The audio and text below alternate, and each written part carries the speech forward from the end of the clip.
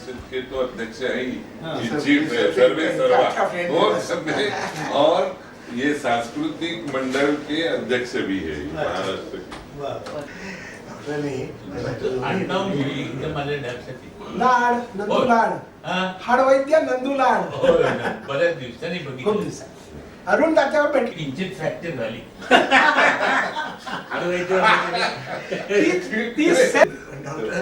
Memory repair करणार नाही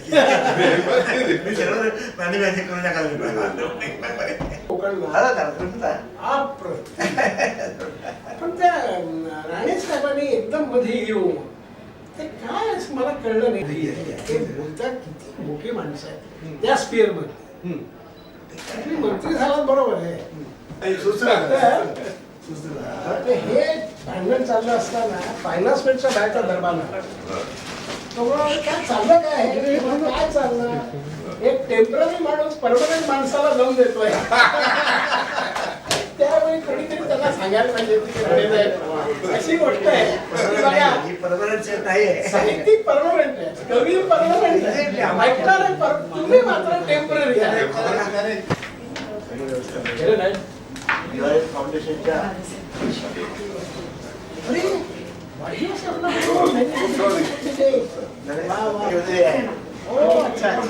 दरवर्षी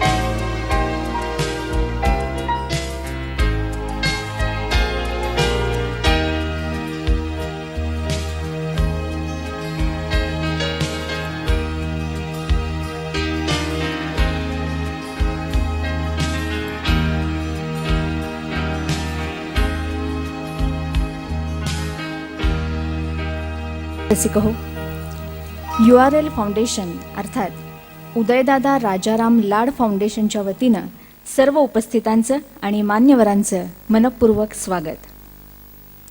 आजच्या या कार्यक्रमासाठी प्रमुख पाहुणे म्हणून उपस्थित आहेत महाराष्ट्र भूषण कविवर्य माननीय मंगेश पाडगावकर,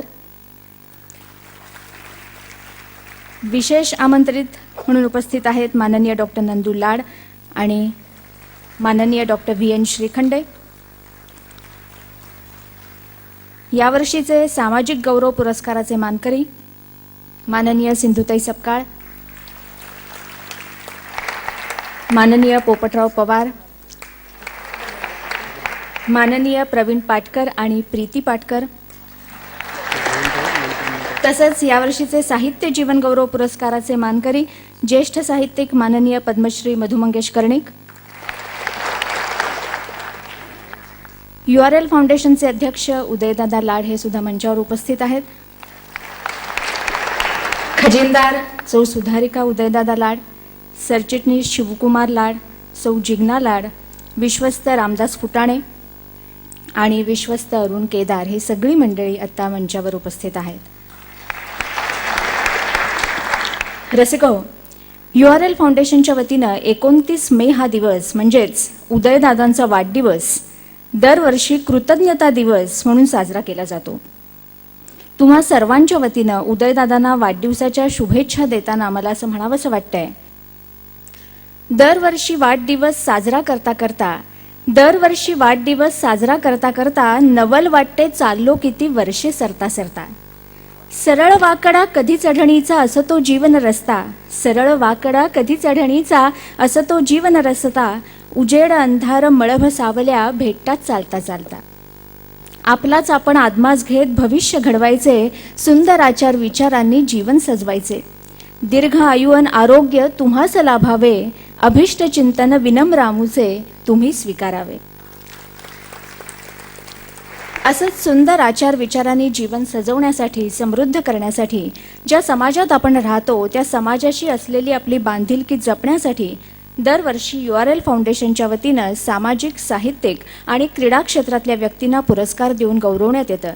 पुरस्काराचं हे 11वं वर्ष आहे आणि या पुरस्कार सोहळ्याची सुरुवात आपण दीप प्रज्वलनानं प्रथेप्रमाणे करणार आहोत. मी माननीय कविवर्य मंगेश पाडगावकर, विशेष आमंत्रित डॉक्टर नंदू लाड, डॉक्टर VN श्रीखंडे, अध्यक्ष उदयदादा लाड आणि संस्थेचे विश्वस्त रामदास फुटाणे यांना विनंती करते की त्यांनी आत्ताच्या विज्ञान युगामध्ये आधुनिक पद्धतीनं दीप प्रज्वलन करावं. दूरस्थ नियंत्रक म्हणजे मराठीमध्ये सांगायचं झालं तर रिमोट कंट्रोलच्या साहाय्यानं आधुनिक पद्धतीनं आपण दीप प्रज्वलन करून कार्यक्रमाची सुरुवात करणार आहोत.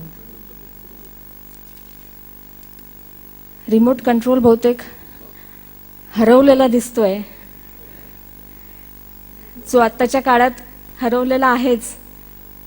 म्हणजे पक्षामध्ये आपल्या हातात आहे, घरात प्रत्येकाच्या, पण पक्षांमधला हरवलेला आहे. त्यामुळे इथेही तो बहुतेक हरवलेला आहे. पण कार्यक्रमात पुढे वळणार आहोत. तत्पूर्वी सर्व रसिकांना एक नम्र विनंती आहे की आपल्या शरीराचा जो अविभाज्य भाग सध्या झालेला आहे, अर्थात मोबाईल फोन किंवा भ्रमणध्वनी, जेथे जातो तेथे तू माझा सांगाती असं ज्याचं वर्णन आत्ताच्या काळात आपण करू शकतो, तो मोबाईल फोन कृपया बंद ठेवावा असं म्हणणार नाही, सायलेंट मोडवर ठेवावा, म्हणजे कार्यक्रमाचा आपल्याला छान आस्वाद घेता येईल. कार्यक्रमात आपण मान्यवरांचं स्वागत आधी करूया. सांग सांग भोलानाथ सारखं बालगीत असो किंवा नीज माझ्या नंदलालासारखी अंगाई असो, लाजून हसणेसारखं प्रेमगीत असो किंवा भातुकलीच्या खेळामधली सारखं विरहगीत असो, भावनांचा तू भुकेला रे मुरारीसारखं भक्तिगीत असो किंवा जीवन म्हटलं की सुखाबरोबर दुःख हे आलंच हे सांगणारं कधी बहर कधी शिशिर हे गीत असो, ज्यांच्या अशा अनेक गाण्यांनी आयुष्याच्या प्रत्येक टप्प्यावर आपल्याला साथ केली आहे. या जन्मावर या जगण्यावर शतदा प्रेम करावे असं म्हणत ज्यांनी आपल्याला जगण्यावर प्रेम करायला शिकवलं ते महाराष्ट्र भूषण कविवर्य मंगेश पाडगावकर. मी अध्यक्ष उदयदादा लाड यांना विनंती करते की त्यांनी मंगेश पाडगावकर यांचं कार्यक्रमात स्वागत करावं.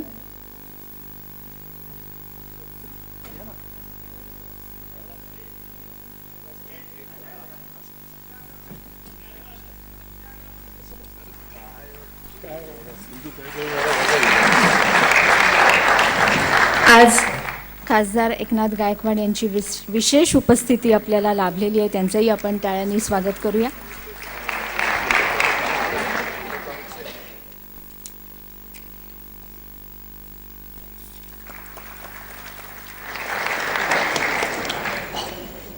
रसिको, हात हा आपल्या शरीरातला अत्यंत महत्त्वाचा असा क्रियाशील भाग.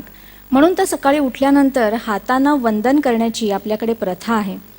अनेक वाक्प्रचार म्हणी यातून सुद्धा हा हात आलेला आहेच. म्हणजे पहा, हात आखडता घेणे, हातगाईवर येणे, हातचा मळ असणे, हात झटकणे, हात टेकणे, हात दाखवणे, हात देणे, हात मारणे, हातातोंडाशी गाठ पडणे, हातापाया पडणे, हातावर तुरी देणे, दोन हात करणे, हात उचलणे, हात हलवत येणे, कौतुकानं पाठीवर हात फिरवणे, हात चोळत येणे, हात पसरणे, हाती काहीच नाही येणे, हातपाय गळून बसणे, हात धुवून पाठीस लागणे, हात दाखवून अवलक्षण करून घेणे, तेल गेले तूप गेले, हाती धुपाटणे आले, हाताची पाचही बोटं सारखी नसतात, हातचं सोडून पळत्याच्या पाठी लागणे, हातच्या कंकणाला आरसा कशाला.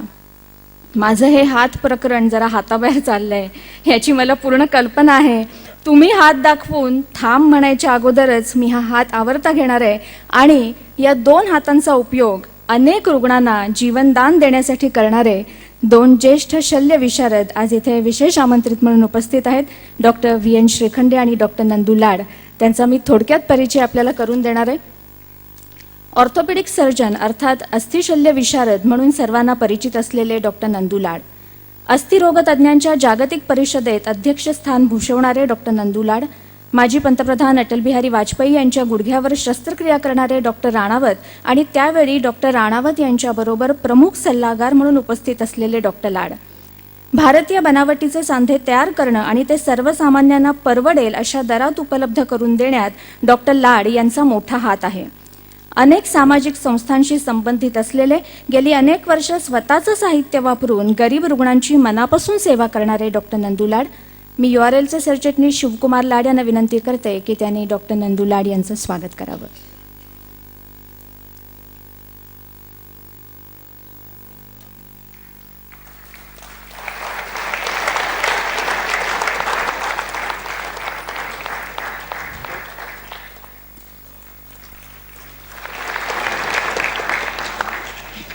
मूर्ती लहान पण कीर्ती महान असं ज्यांचं वर्णन करता येईल ते नामवंत सर्जन डॉक्टर VN श्रीखंडे. संगीत आणि निसर्गावर मनापासून प्रेम करणारे डॉक्टर श्रीखंडे. पैसा हे जगण्याचं प्रयोजन होऊ शकत नाही. माणसापेक्षा पैसा जिथं मोठा ठरतो तिथं माणसं वाढत नाहीत असं मानणारे. ज्या समाजात तुम्ही राहता तो समाज तुम्हाला कितीतरी गोष्टी देतो आणि तुमचं जगणं सोपं करतो असं म्हणणारे. दुसऱ्या माणसाचा प्रथम विचार करणं हा ज्यांचा स्थायी भाव आहे असे डॉक्टर श्रीखंडे. आणि 2 हात हे त्यांचं पुस्तक वाचकप्रिय आहे. या पुस्तकाचं क्रमशः वाचन आकाशवाणीच्या अस्मिता वाहिनीवर सध्या सुरू आहे आणि त्याला श्रोते भरभरून दाद देत आहेत. मी संस्थेचे विश्वस्त रामदास फुटाणे यांना विनंती करते की त्यांनी डॉक्टर श्रीखंडे यांचं कार्यक्रमात स्वागत करावं.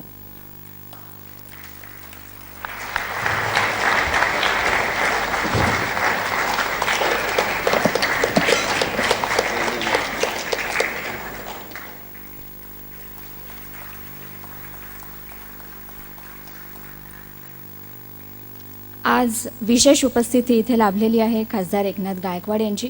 शिवकुमार लाड त्यांना गुरुस्थानी मानतात, तेव्हा मी शिवकुमार लाड यांना विनंती करते की त्यांनी खासदार एकनाथ गायकवाड यांचं स्वागत करावं.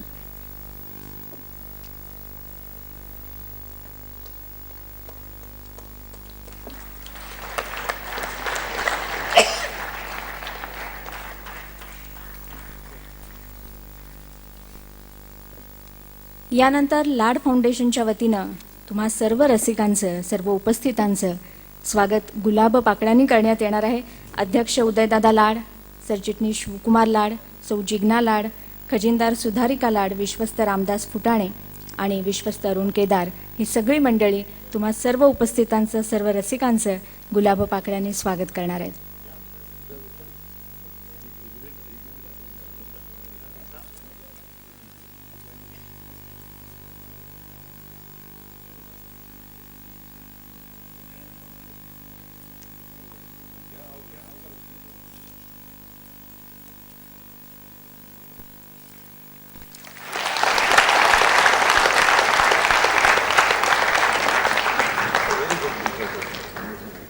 तुम्हा सर्वांचं स्वागत करताना या सगळ्या मंडळींना खूप आनंद झाला आणि त्यांनी इतकं छान गुलाब पाकळ्यांनी तुमचं स्वागत केलं की तुम्हालाही त्याचा खूप आनंद झाला. आनंदाचं सार आनंद आहे, प्रेमाचं सार प्रेम आहे, पण धनाचं सार मात्र धन नाही. धनाचा योग्य वापर जर आपण केला तरच धनाचं सार धन आहे, नाहीतर तुमच्याजवळ धन आहे काय किंवा नाही काय त्यामुळे काहीच फरक पडत नाही. म्हणजे बघा, एक माणूस होता, त्यानं त्याच्या शेतामध्ये सोन्याच्या विटा पुरून ठेवलेल्या होत्या. रोज हा माणूस खड्डा खोदायचा, खड्डा खणायचा, विटा बघायचा, आनंदी व्हायचा, त्या विटांची पूजा करायचा आणि पुन्हा त्या सोन्याच्या विटा पुरून ठेवायचा. असं करता करता तो एक दिवस म्हातारा झाला. एका फकीरानं हा प्रकार अनेकदा बघितलेला होता. या माणसाला काही माहीत नव्हतं की फकीराने हे सगळं पाहिलेलं आहे. एके दिवशी या फकीरानं रात्री त्या खड्ड्यातून सोन्याच्या विटा काढल्या आणि त्या जागी मातीच्या विटा ठेवल्या. दुसऱ्या दिवशी नेहमीप्रमाणे या माणसानं खड्डा खोदला तर आतमध्ये मातीच्या विटा पाहून हा माणूस छाती पेटून रडू लागला, ओरडू लागला. तशी अनेक जण त्याच्या भोवती गोळा झाले. त्यात तो फकीर सुद्धा होता. तो म्हणाला, अरे तू का रडतोयस? तुझं असं काय लुटलं गेलंय म्हणून तू रडतोयस? तुला तर काय नेहमी खड्डा खोदून बघायचा आहे, विटांची पूजा करायची आहे, नुसतं प्रसन्न व्हायचं आहे त्या विटा पाहून, त्याचा उपयोग तर तुला काही करायचा नाही. आणि असं करता करता तू मरणार आहेस. मग त्या विटा मातीच्या असल्या काय, सोन्याच्या असल्या काय, तुला काय फरक पडतो? धनाचा योग्य वापर केला तरच त्याचं मूल्य आहे. संपत्तीचं संरक्षण करण्याचा योग्य मार्ग. अलीकडे आपण संपत्तीचं संरक्षण आणि संपत्ती वाढवण्यासाठी अनेक मार्ग शोधलेले आहेत, पण संपत्तीचं संरक्षण करण्याचा योग्य मार्ग म्हणजे दान करणं, त्याचा उपयोग करणं, योग्य उपयोग करणं, अशा अर्थाचं एक संस्कृत सुभाषित आहे. आणि उदयदादा आपल्या वाढदिवशी नेमकं तेच करतायत असं मला वाटतं. पुरस्कार मिळवणाऱ्या गुणवंत माणसांच्या चेहऱ्यावरचा आनंद हे वाढदिवसाचं गिफ्ट आहे असं उदयदादा समजतात. उदयदादा लाड यांच्या आयुष्याची अफलातून कथा शोभा बोंद्रे यांनी शब्दांकित केली आहे. दादा नावाचा माणूस या पुस्तकात त्यांनी लिहिल्याप्रमाणे उदयदादा एक अजब रसायन आहे. एका बाजूला कुस्ती, मल्लखांब, खो खो या भारतीय खेळांबद्दल आस्था, तर त्याच वेळी हृदयात मात्र गझलसारख्या हळूवार काव्य प्रकारावरचं अनिवार्य प्रेम. गझलवरच्या प्रेमामुळेच या वर्षीपासून 2 नवीन पुरस्कार देण्यात येणार आहेत, गझल गौरव पुरस्कार आणि गझल उन्मेष पुरस्कार. आपल्याबरोबरच इतरांनाही 4 सुखाचे क्षण देणं हीच आयुष्याची कमाई समजणारे उदयदादा लाड यांना मी विनंती करते की त्यांनी प्रास्ताविक करावं.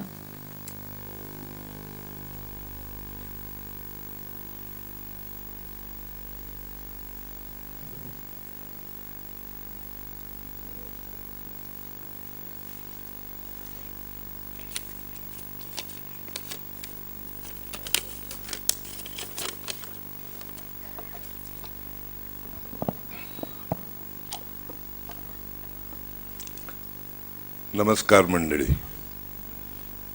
माननीय अध्यक्ष महाराष्ट्र भूषण पाडगावकर सर, माननीय डॉक्टर शिखंडे सर, डॉक्टर लाड सर, सभागृहात उपस्थित सर्व मान्यवर व्यक्ती व गुणीजन या सर्वांना आदरपूर्वक नमस्कार. तसेच कृतज्ञता दिनानिमित्त सोहळ्यात जमलेल्या सर्व सज्जनांना प्रणाम. सामाजिक, साहित्य, क्रीडा या क्षेत्रात प्रभावी व मनस्वी कार्य करणाऱ्या व्यक्तींचा अथवा संस्थांचा बहुमान करण्याची संधी या फाउंडेशनला गेली अनेक वर्ष मिळते. यालाच आम्ही सर्व विश्वस्त आमचा आनंद सोहळा समजतो. अशा सोहळ्यातून नवीन पिढीची, विशेषतः तरुणांची शारीरिक मानसिक ताकद वाढावी, ज्ञानेश्वर माऊलींच्या भाषेत तया सत्कर्मी रती वाढो असं आपणा सर्वांना वाटतं. यासाठी हा खटाटोप. क्रीडा क्षेत्रात परवाच कोल्हापूरच्या स्विमरची मलेशियन गेम्स बाबत बातमी वाचली, खेद झाला. याच क्रीडा क्षेत्रात सध्या सुकलेल्या शेतांपेक्षा 12 24 तास हिरव्यागार क्रिकेट पिचची शेती जोरात दिसते, तीही टीव्हीच्या भ्रामक पडद्यावर. त्याचं प्रचंड उत्पन्नही ठराविक वर्गच उपभोगतो. इतर वर्गाच्या वाट्याला चिअर गर्ल्सच्या नाचाचं नेत्रसुख, त्यासाठी चौकार, षटकार किंवा आऊट याची ते बिचारे वाट बघत बसतात. सिक्सर मारली तरी त्या नाचतात व आऊट झालं तरी नाचतात. हीच खरी स्थितप्रज्ञता व हेच खरं अद्वैत असा आदर्शवाद त्या कदाचित शिकवत असाव्यात. अनेक आदर्शवादांपैकी असो, या आदर्शवादातून 50% महिला आरक्षण आलं की महिला आरक्षणातून हा प्रकार आला, हा अभ्यासाचा विषय. भारतीय खेळांसाठी एक जमेची बाजू ही की आमचे उपमुख्यमंत्री अजितदादा पवार हे कबड्डी, खो खो अशा भारतीय खेळांना सदाळ हस्ते मदत करतायत आणि त्यांना प्रोत्साहित करतायत. त्याबद्दल त्यांना मनपूर्वक धन्यवाद. सामाजिक कार्य करणाऱ्या अनेक व्यक्ती व संस्था आजही या देशात आहेत, तसेच महाराष्ट्रात सुद्धा कार्यरत आहेत. त्यांचे सर्वांचे आभार नुसते आभार मानून भागत नाही, कारण चांगुलपणाबरोबर बाजारातील जीवनावश्यक वस्तूंच्या किमती महाग झाल्यात. त्यासाठी अत्यंत विनम्र भावाने हा अल्पसा वाटा आमच्या नाही म्हणत मी, आपल्या संस्थेकडून दरवर्षी आपण करत राहूया अशी आशा व्यक्त करतो. धन्यवाद. जय हिंद, जय महाराष्ट्र.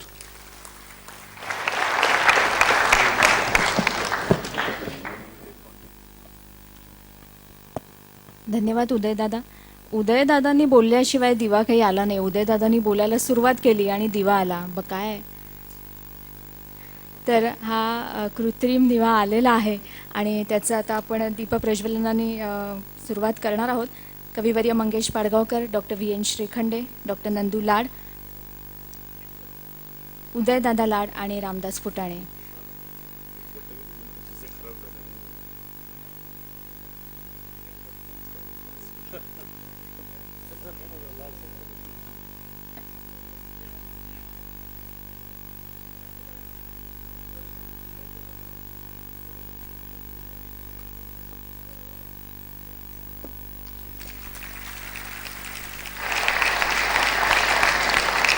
आधुनिक पद्धतीने दूरस्थ नियंत्रकाद्वारे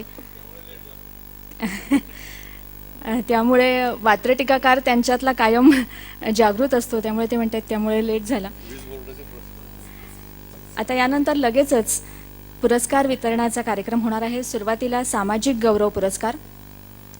साठ्यांची लेक, सपकाळांची सून, सासर माहेर वर्धा, 12व्या वर्षीच लग्न झालेलं, नवरा तिच्यापेक्षा वयानं कितीतरी मोठा, पुढे नवऱ्यानं आणि माहेरच्यानी तिचा हात मध्येच सोडून दिला आणि तिच्या आयुष्याची वाताहत झाली. तिचं वेगळेपण म्हणजे अशा परिस्थितीतही ती समर्थपणे उभी राहिली. पोटभर अन्न स्वतःला मिळायला लागल्यावर घासभर अन्नही न मिळणाऱ्या माणसांचं तिला स्मरण राहिलं, हे तिचं मोठेपण. कुत्र्यानं पोळी पळवली म्हणून त्याच्या पाठी हातात काठीऐवजी तुपाची वाटी घेऊन धावणारे संत नाथ महाराज तिचे आदर्श. ती व्यक्ती म्हणजे सिंधुताई सपकाळ. ही सिंधू रडणारी नव्हे तर लढणारी आहे.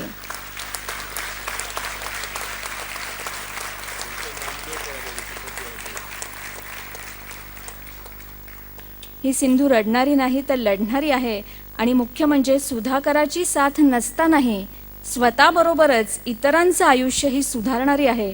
आणि म्हणूनच अनेकांवर माया करणारी, त्यांच्यासाठी ईश्वरासमान असणारी अशी ही माई आहे.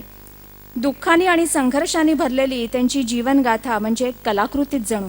आणि म्हणूनच मी सिंधुताई सपकाळ या चित्रपटावर नुकताच राष्ट्रीय पुरस्कारांचा वर्षाव झाला.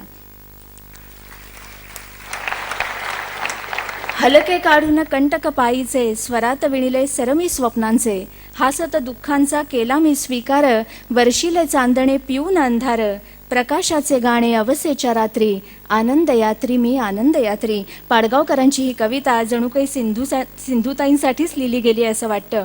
मी माननीय मंगेश पाडगावकरांना विनंती करते की त्यांनी सिंधुताई सपकाळ यांचा सामाजिक गौरव पुरस्कार देऊन गौरव करावा. सन्मानपत्र, सन्मानचिन्ह, शाल, श्रीफळ आणि 1 लाख रुपये असं या सामाजिक गौरव पुरस्काराचं स्वरूप आहे.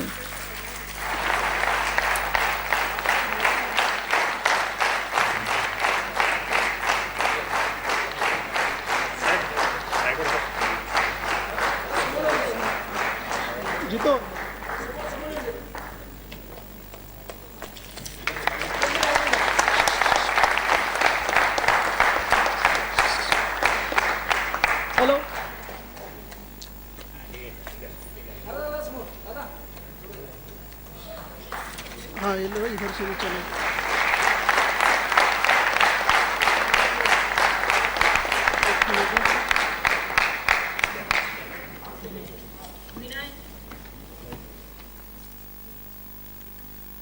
एकोणीसशे 1972च्या दुष्काळा अगोदर पहलवानकीच्या क्षेत्रात प्रति कोल्हापूर म्हणून ओळखलं जाणारं अहमदनगर जिल्ह्यातलं हिवरे बाजार गाव. दुष्काळानंतर मात्र गावातली पहलवानकी लयास गेली आणि दुधाऐवजी दारू गावात आली. हातभट्टी हा गावातला प्रमुख व्यवसाय झाला.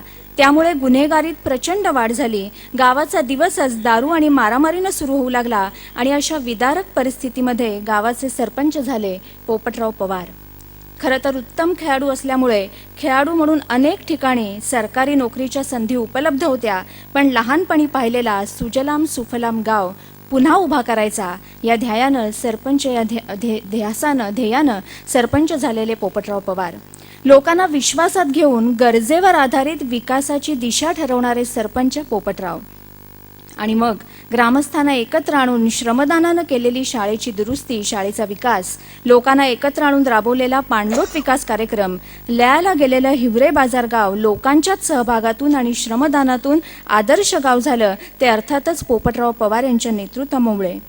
हिवरे बाजारचा आदर्श राज्यातल्या आणि देशातल्या अनेक गावांनी घेतला आणि हिवरे बाजारचे शिल्पकार पोपटराव पवार हेही अनेक पुरस्कारांचे मानकरी ठरले. आणि आज URL फाउंडेशनच्या वतीनं त्यांना सामाजिक गौरव पुरस्कार देताना आम्हाला खूप आनंद होतोय.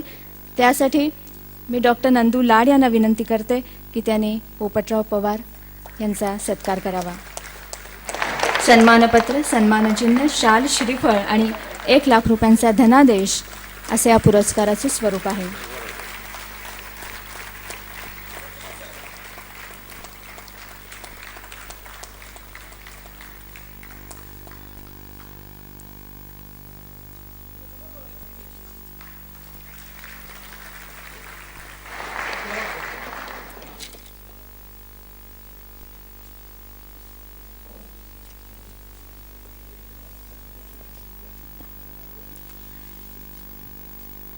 त्या कोवळ्या फुलांचा बाजार पाहिला मी, पैशात भावनेचा व्यापार पाहिला मी. त्या कोवळ्या फुलांचा बाजार पाहिला मी, पैशात भावनेचा व्यापार पाहिला मी. अशा त्या जगातल्या कळ्यांचा बाजार होऊ नये म्हणून धडपडणारे प्रवीण आणि प्रीती पाटकर. लैंगिक शोषणाला बळी गेलेल्या स्त्रिया आणि बालकांच्या समस्येवर मुंबईतल्या कामाठीपुरा भागात 1986 पासून काम करणारे प्रवीण आणि प्रीती पाटकर आणि त्यांची प्रेरणा ही संस्था. बळी गेलेल्या स्त्रियांच्या संततीला त्याच नरकात राहायला लागू नये म्हणून प्रेरणानं सुरू केलेला उपक्रम जागतिक पातळीवर पथदर्शक ठरला. प्रेरणाच्या विविध उपक्रमांचा भारत सरकारनं गौरव तर केलाच, पण जागतिक पातळीवरही प्रेरणाचं काम गौरवलं गेलं. अनेक पुरस्कारांचे मानकरी ठरलेलं, विविध सामाजिक उपक्रमांमध्ये सक्रिय कार्यरत असलेलं, देशात परदेशात अनेक सामाजिक परिषदांमध्ये प्रतिनिधित्व केलेलं हे पाटकर दाम्पत्य. या दोघांचे बरेच लेख, पुस्तकं सुद्धा प्रकाशित झाली आहेत. कुठल्याही सामाजिक प्रश्नाला प्रामाणिक प्रयत्नातून सामोरे जाणारे प्रवीण आणि प्रीती पाटकर आणि त्यांची प्रेरणा ही संस्था.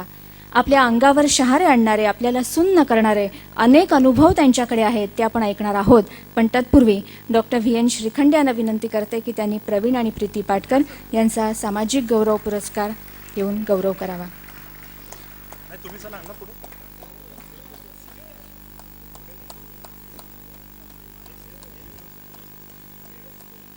सन्मानपत्र, सन्मानचिन्ह, शाल, श्रीफळ आणि 1 लाख रुपये असे या पुरस्काराचं स्वरूप आहे.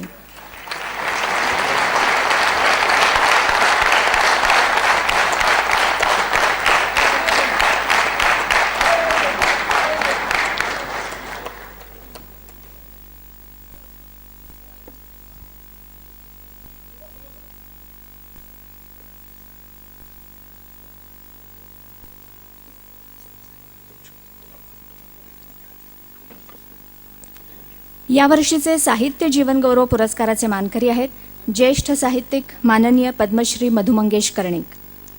मी तुम्हाला सगळ्यांनाच आणि मधुबाईंना सुद्धा बरीच वर्ष मागे घेऊन जाणार आहे. साल 1951 याच वर्षी मधुबाईंची पहिली कथा कृष्णाची राधा रत्नागिरीच्या रत्नाकर मासिकात प्रसिद्ध झाली आणि त्यामुळे लौकिक अर्थानं त्यांच्या साहित्य प्रतिभेचं हे 60वं अर्थात हिरक महोत्सवी वर्ष आहे. आणि या हिरक महोत्सवी वर्षात URL फाउंडेशनच्या वतीनं साहित्य जीवन गौरव पुरस्कार देऊन त्यांना गौरवण्यात येत आहे. हा खरंच खूप सुंदर योग आहे. कथाकार, कादंबरीकार, ललित गद्यलेखक, कवी, नाटककार, पटकथाकार अशा साहित्याच्या विविध क्षेत्रात मुशाफिरी करणारे मधुभाई. कोकण मराठी साहित्य परिषदेचे संस्थापक तसंच महाराष्ट्र राज्य साहित्य आणि संस्कृती महामंडळाचे अध्यक्ष म्हणून सर्वांना परिचित असणारे, कोमसापच्या माध्यमातून क्रियाशील कार्यकर्ते घडवणारे आणि मालगुणला केशवसुतांचं देखणं स्मारक उभारण्यात पुढाकार घेणारे पद्मश्री मधु मंगेश कर्णिक. मी माननीय मंगेश पाडगावकर यांना विनंती करते की त्यांनी मधुबाईंचा सत्कार करावा. साहित्य जीवन गौरव पुरस्कार. सन्मानपत्र, सन्मानचिन्ह, शाल, श्रीफळ आणि 25,000 रुपये असे या पुरस्काराचं स्वरूप आहे.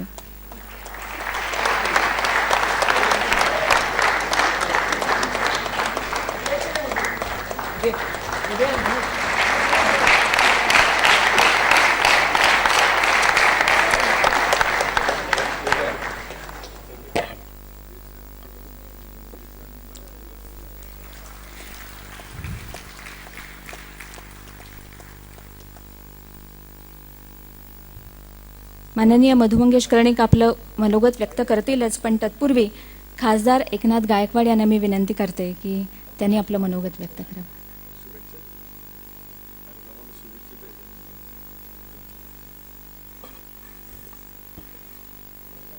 ज्यांचा आज वाढदिवस आहे ते आमच्या सर्वांचे प्रेरणास्थान आदरणीय उदयदादा लाड की ज्यांचा आज वाढदिवस आहे.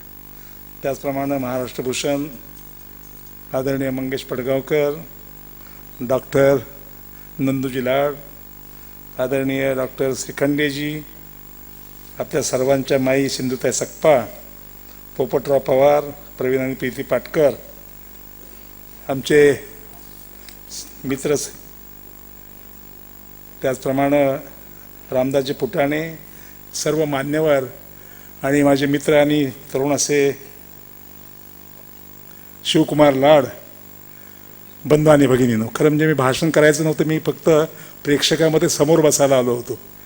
पण शिवकुमार लाड काही पुढे बसू देत नाही, कारण पुष्कळ स्टेजवर आम्ही बसून पुढे बसण्याचा प्रसंग फार कमी येतो.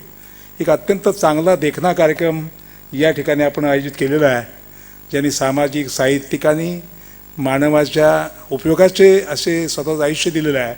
त्यांचा या ठिकाणी आपण सत्कार करतात. खरं म्हणजे उदयदादा लाडचं भाषण मी ऐकत होतो, अत्यंत मार्मिक आणि चांगलं भाषण झालं.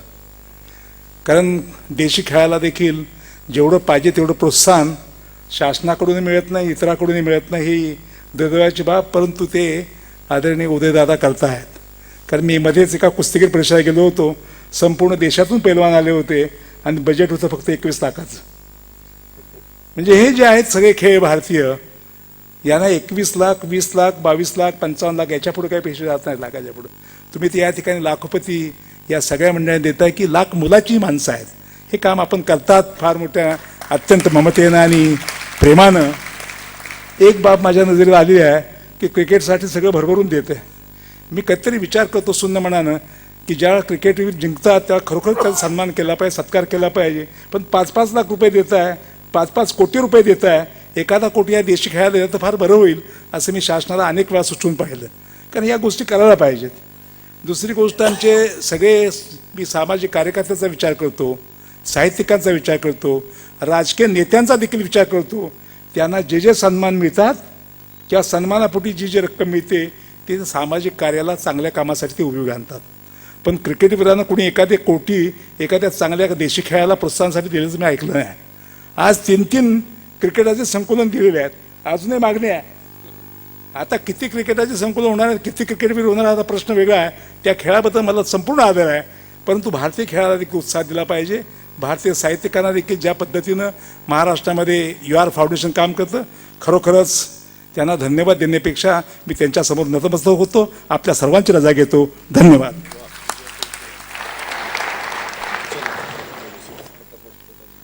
धन्यवाद गायकवाड साहेब. आज या कार्यक्रमाला प्रेक्षकांमध्ये सुद्धा अनेक मान्यवर उपस्थित आहेत. केसरी ट्रॅव्हल्सचे केसरी पाटील, कवी अशोक नायगावकर, अशोक चिटणीस, अभिनेते प्रमोद पवार, पांगिरामध्ये त्यांचा अभिनय तुम्ही नक्कीच पाहिला असेल, प्रताप वेदपाठक, विजय तुळपुळे असे अनेक मान्यवर इथे उपस्थित आहेत. सरोदवादक ब्रिजनारायणजी हे सुद्धा इथे पहिल्या रांगेत उपस्थित आहेत. यानंतर माननीय मधु मंगेश कर्णिक यांना विनंती करते की त्यांनी सत्काराला उत्तर द्यावं, मनोगत व्यक्त करावं.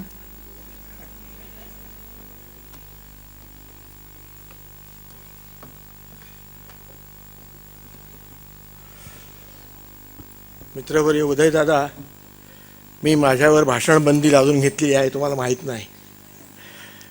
भाषण करायचं नाही असं एक स्वतःशी ठरवलं, परंतु अनेक नियम काही वेळा मोडावे लागतात प्रेमाच्या माणसांखातर. उदयदादा एक असे जिवलग मित्र आहेत की त्यांचा शब्द मोडणं कठीण जातं. त्यामुळे ही बंदी मी मोडतोय स्वतःपुरती थोड्या काळासाठी. मित्रहो, कृतज्ञता हे एक अतिशय सुंदर मानवी मूल्य आहे. तुमचं आमचं आयुष्य जे सुंदर होतं, अर्थपूर्ण होतं, ते आपल्या मनामध्ये दुसऱ्याबद्दल कणभर जरी ज्याने आपल्यासाठी काही केलं असेल तर त्याच्यासाठी मणभर करावं असं वाटण्याचा जो चांगुलपणा आहे, ती कृतज्ञता, ती तुमचं आमचं जीवन अतिशय सफळ आणि सुंदर करतं. उदयदादांनी आपल्या वाढदिवसाच्या निमित्ताने हा कृतज्ञता दिवस म्हणून सुरू केलेला आहे. ही जीवनाची सुंदर पूजा आहे. त्यांचं चरित्र आपण पाहिलं, वाचलं तर या माणसाने काय काय सोसलेलं आहे, काय काय अनुभवलेलं आहे, हे पाहिल्यानंतर खरं म्हणजे उद्ध्वस्त होण्याची वेळ आलेला माणूस काही नवनिर्माण करतो. आपलं स्वतःचं जीवन अतिशय व्याधीग्रस्त आणि अनेक आपदातून संकटातून पुढे गेलेलं असताना सुद्धा इतरांचं जीवन सुंदर करावं या ध्यासाने हा पछाडलेला माणूस हा दिवस, आपला वाढदिवस अत्यंत अर्थपूर्ण पद्धतीने कृतज्ञता दिवस म्हणून साजरा करतो. याला एक सामाजिक महत्त्व आहे, सांस्कृतिक महत्त्व आहे. मित्र, या महाराष्ट्रामध्ये श्रीमंत तर खूपच लोक झाले, अजूनही होत आहेत. पण आमच्या दीपालीने फार सुंदर उदाहरण दिलं की श्रीमंती ही क्षणभंगूर असते, पण श्रीमंती मागची जी मनाची श्रीमंती असते, सांस्कृतिक श्रीमंती असते, तिला तुलना नसते, ती थोर असते, ती माणसाचं मन आणि माणसाचं जीवन उन्नत करते. आणि ही उन्नती साधण्याचा प्रकार म्हणून उदयदादांनी हा दिवस साजरा केला. दरवर्षी ते करतायत. मला खात्री आहे त्यांनी जी संस्था स्थापन केली आणि या संस्थेमार्फत क्रीडापटू, साहित्यकार, कवी, गझलकार, जीवनातील विविध क्षेत्रामध्ये ज्यांनी चांगलं काम केलेलं आहे, या सर्वांना एक प्रगटपणे, जाहीरपणे अभिवादन करणं हा मनाचा मोठेपणा दाखवतात. त्यांच्या आयुष्याला, आत्ता तर ते अजून लहान आहेत वयाने खूप, 100 वर्ष तर हा पूर्ण व्हावीच आणि हा कृतज्ञता दिवस अनेक वर्ष असा सुंदरपैकी साजरा व्हावा आणि महाराष्ट्रातल्या समाजातल्या उत्तमोत्तम गुणवान लोकांना अशीच त्यांनी अभिवादन करावं आणि कृतज्ञता व्यक्त करावी, अशा तऱ्हेची शुभकामना मी देतो आणि थांबतो. नमस्कार. धन्यवाद मधुभाई. नेचर इज फ्युचर असं म्हटलं जातं. म्हणजे जर तुमचा स्वभाव चांगला असेल आणि निसर्गाशी तुमचं सख्य असेल तर तुमचं भविष्य नेहमी उज्ज्वल असतं. आणि हे वचन मधुबाईंना अगदी तंतोतंत जुळतं, कारण मधुबाई हे सृष्टीशी, निसर्गाशी नाळ जोडलेले साहित्यिक आहेत आणि अनेक मान सन्मान मिळून सुद्धा ते त्यांच्या नावाप्रमाणेच स्वभावानेही चांगले आहेत. आणि म्हणून नेचर इज फ्युचर हे वचन त्यांना जुळतं. हे वचन डॉक्टर VN श्रीखंडे यांना सुद्धा अगदी उत्तम तऱ्हेने लागू पडतं.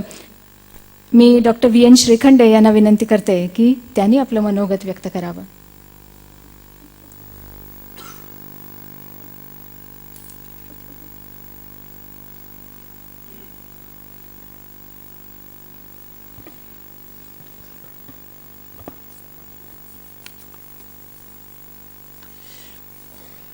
माननीय व्यासपीठ आणि मित्रमंडळींनो,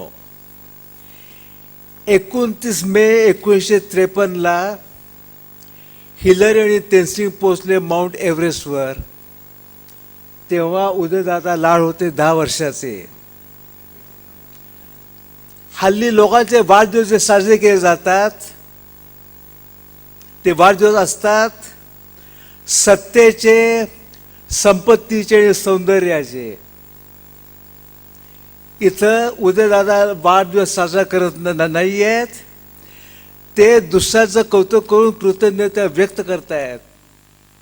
आणि आता मधु मंगेश कर्णिक फार छान बोलले की कृतज्ञता हे सुंदर मानवी मूल्य आहे. 2 वर्षापूर्वी उदयदादा लाड एका मोठ्या संकटात बाहेर पडले. त्याला कारणीभूत आहेत आपले डॉक्टर लाड. डॉक्टर लाड लोकांचे पाय धरतात त्यांना बरं करण्याकरता.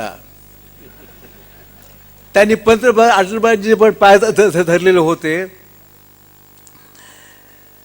आपल्या देशामध्ये, आपल्या समाजामध्ये कौतुक करणं आणि चांगलं बोलणं हे आपल्याला फार जमत नाही. याला मला कारण असं वाटते की मनुष्य जेव्हा बोलायला सुरू केलं त्यांनी, त्याची कल्पना अशी होती कुरकुर करण्याकरता बोलायचं, देण्याकरता बोलायचं. आणि यामुळे ही अजून गोष्ट सुरू आहे. आपल्याला कुरकुर खूप करता येते, टीका करता येते, परंतु कौतुक करता येत नाही. तेव्हा ती अजून सवय गेलेली नाही आपली. आपल्याला आश्चर्य वाटेल की जेव्हा हिलरी माउंट एव्हरेस्टवर पोचले तेव्हा तिने बघितलं की हिमालयामधल्या कुशीमध्ये राहणाऱ्या लोकांची स्थिती अतिशय खराब आहे. त्यांच्या तब्येतीने खूप त्याच्यामुळे दारिद्र्य आहे, शिक्षण नाही आहे. आणि त्यांनी विचार केला की ज्या माउंट एव्हरेस्टनी, ज्या हिमालयाने मला मोठं नाव दिलेलं आहे, त्याकरता आपल्याला आश्चर्य वाटेल त्यांनी तिथं 23 शाळा काढल्या, 2 हॉस्पिटल काढली, 10 दवाखाने काढले, तिथं अनेक ठिकाणी पूल बांधले, पाण्याकरता पाईप्स बांधल्या आणि विमानतळ तयार केले कृतज्ञता व्यक्त करण्याकरता. नाही तर काय होतं, किती वेळेला लोक जातात माउंट एव्हरेस्टवर, फोटो काढतात स्वतःचा, आणि आपल्याला वाटते हिलरीने फोटो नाही कोण घेतला आपला. तर हल्ली शाळेत म्हणल्या फुकट देते सया, फोटो काढा. यामध्ये फोटो काढलेले नाही आहेत. आणि मला वाटते की उदयदादा लाडच्यामध्ये अशी वृत्ती दिसली मला, लोकांचं कौतुक करायचं.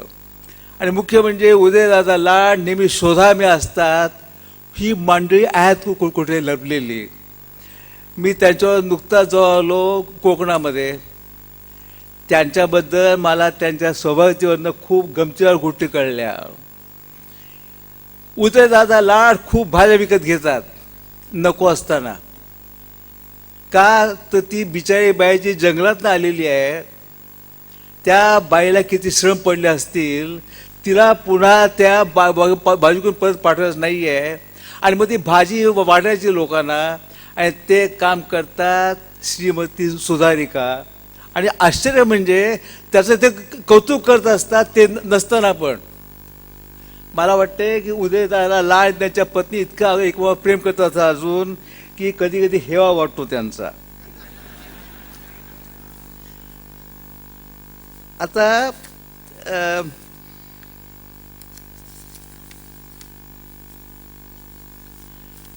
आपला देश म्हणजे रत्नाची खाण आहे, पण कित्येक वेळेला ही खाण लोकांना दिसत नाही. कारण आपल्या देशामध्ये एका चुकीच्या समाज पद्धतीमुळे कित्येक लोकांना वरची संधी मिळाली नाही आहे. उदयदादा लाड हे रत्नांच्या शोधामध्ये आहेत. मी जरा म्हणतो रत्नपारखी आहेत. आज काही रत्नांचा सत्कार होतोय. सिंधुताई,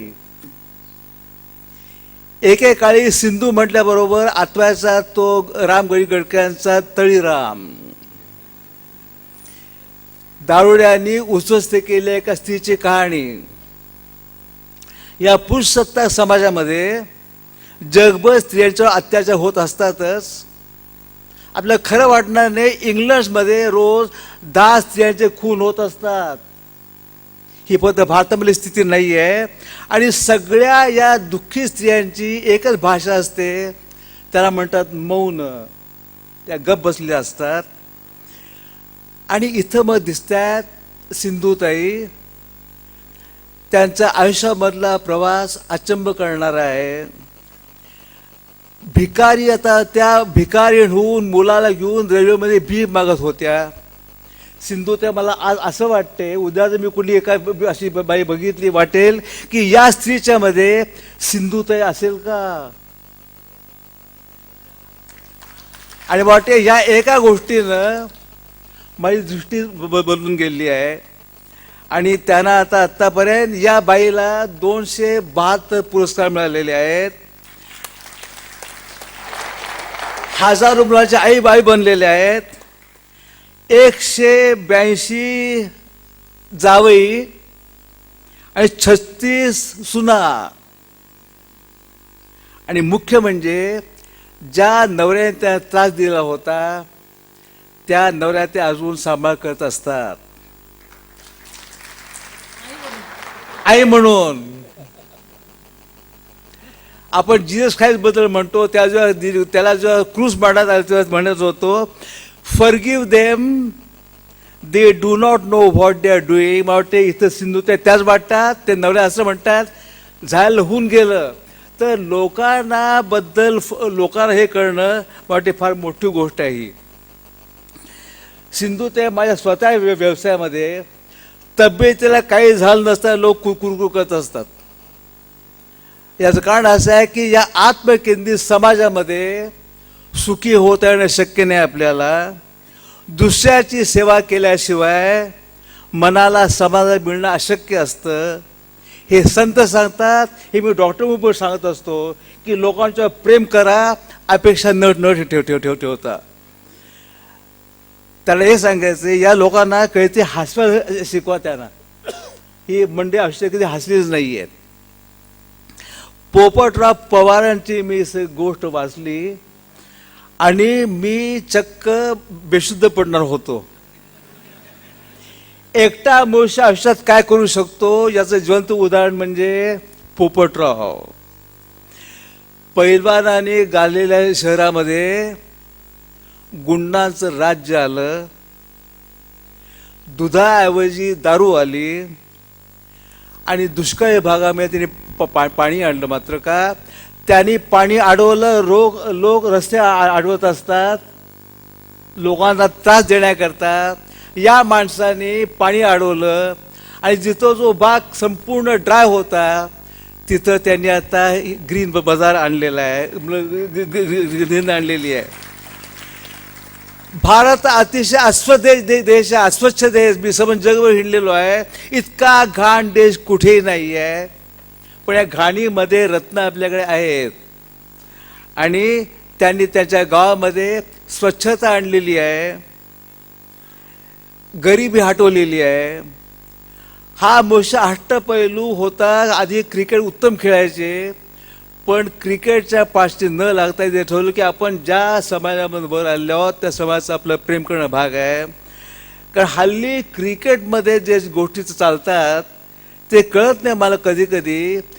ते क्रिकेटवर प्रेम असतं, देशावर प्रेम असतं का पैशावर प्रेम असतं असं लोक म्हणतात. त्यात काही चूक नाही आहे. मला वाटते पोपटराव पवार हा मनुष्य मोठा आहे फार आणि अजून यंग आहेत ते. त्यांचा या बुधवारी 50वा वाढदिवस आहे. त्यांना आणि 50 वर्ष त्यांनी जगावं. मी तर खास नसणार का माझं तर वय 80 होऊन गेलेलं आहे. पण मी त्या भागामध्ये बघेन की पोपटरावनी काय उत्तम काम केलेलं आहे. मधु मंगेश कर्णिक मला भेटले त्यांच्या मालगुणच्या केशुताच्या स्मारकामध्ये. आपल्या देशामध्ये चांगलं स्मारक करता येत नाही, त्याकरता मी इंग्लंडमध्ये 4 वर्ष होतो. ते कळलं की स्मारक कसं केलं पाहिजे इंग्लंडमध्ये शिकावं. पण मी मालगुणला भेटले, मग कळलं की हे आपल्याकडे पण काम होऊ शकतं. मी ताबडतोब कर्णिकाला फोन केला, म्हटलं कर्णिक तू एक अफलातून काम केलेलं आहे. मला वाटते की तुम्ही जे आता आदर्श तयार केलेला आहे, हल्ली आदर्श शब्दाला भीती वाटते मला फार. परंतु ते आदर्श स्मारक बांधलेलं आहे. मी कौतुक केलं, मग डॉक्टर येदा आपण 2 दिवस भेटूया, आपण अवश्य भेटूया. कर्णिक साहेब मी वाट बघते अजून त्या 2 दिवसांची.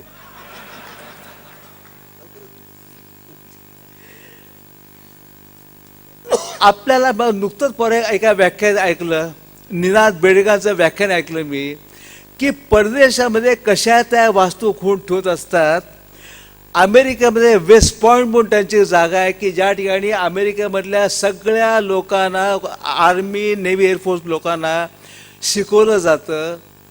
त्या वेस्ट पॉईंटमध्ये गायकवाड साहेब आपल्या आश्चर्य वाटेल फक्त 2 गुंठे ते ठेवलेले आहेत. प्रतापगडमध्ये जे शिवाजीने केलेलं काम आणि पालखेडच्या लढाईमध्ये बाजीवांनी केला निजाम सैन्याचा पराभव, या दोन गोष्टी ते ठेवलेल्या आहेत. आपण एक शिकलं पाहिजे की जग रत्नांच्या शोधामध्ये आहे. या देशामध्ये पण रत्न आपल्याकडे आहेत. पाटकर आणि मिसेस पाटकरने काम केलेलं आहे. ते मला वाटतं की आम्हाला विचार झेपणं पण शक्य नाही आहे. हे स्वतःच्या मुलांचे बघायला हल्ली लोक वेळ नाही हो. अशा काळामध्ये परित्यक्त्या स्त्रियांच्या मुलांच्या बद्दल प्रेम दाखवणं, मला वाटतं या प्रत्येक माणसाच्या चरित्रावर सिनेमे काढणं भाग आहे, सिरियल्स नाहीत. इलाही जमानदार आलेले आहेत का? आले आहेत.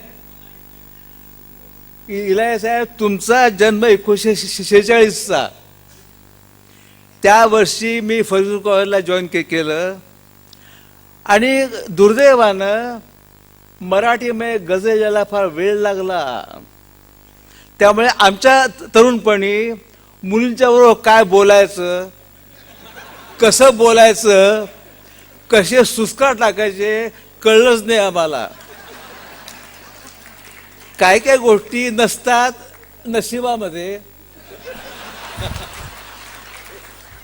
मला काल फोन आला, मिस्टर विनायक म्हणजे yes, do you want a loan.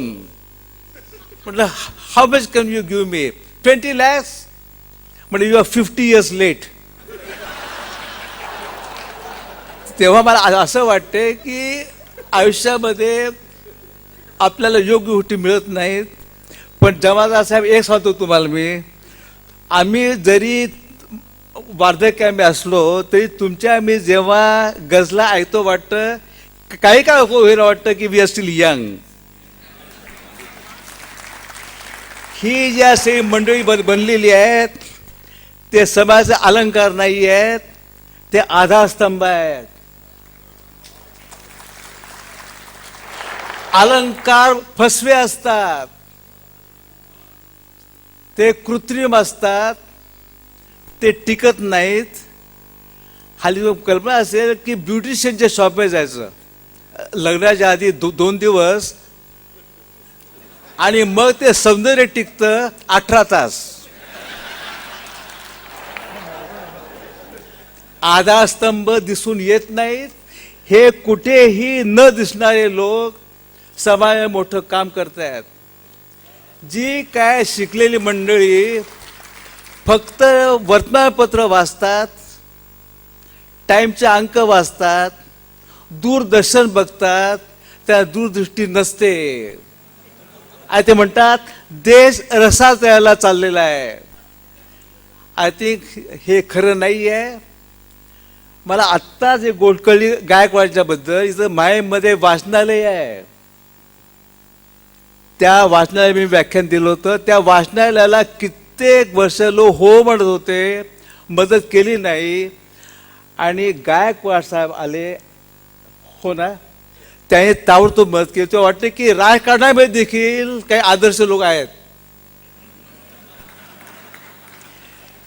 जे का रंजले गांजले त्याचे आपुले म्हणतात, तर ही मराठी सगळी देव मंडळी आहेत. अंधार फार झाला पण ती जपून ठेवा, हे लोक म्हणजे अंधारामधल्या पणते आहेत. हिलरीला, एडमंड हिलरीला न्यूझीलंडमध्ये राहणाऱ्या माणसाला हिमालयाबद्दल प्रेम वाटलं. उदयदादा लाडना प्रेम वाटलं. 38 सालाला आम्ही गेलो मध्ये गावाला, तेव्हा नॉर्थ ईस्ट इंडियामधल्या लोकांना तिथं एक 20 मुलं आलेली आहेत. ती बिचारी त्यांच्या घरी दारिद्र्य म्हणून नागालँडमधली मुलं आलेली आहेत. त्यांना ते चिपळूणमध्ये ठेवलेलं आहे.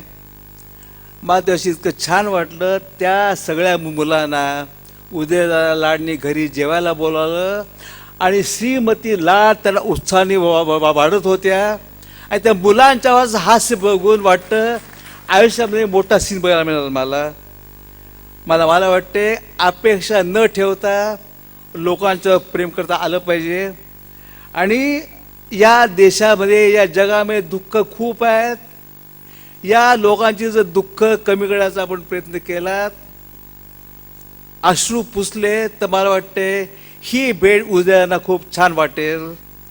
जो दुसऱ्यासाठी आठवलं मला, जो दुसऱ्यासाठी चंदनापरी झिजला, त्याला स्वतः मे देव दिसला. आज सगळे लोक इथं आहेत. आज मला संधी मिळाली. लाडसाहेब लोन सांगतो. धन्यवाद. धन्यवाद डॉक्टर श्रीखंडे.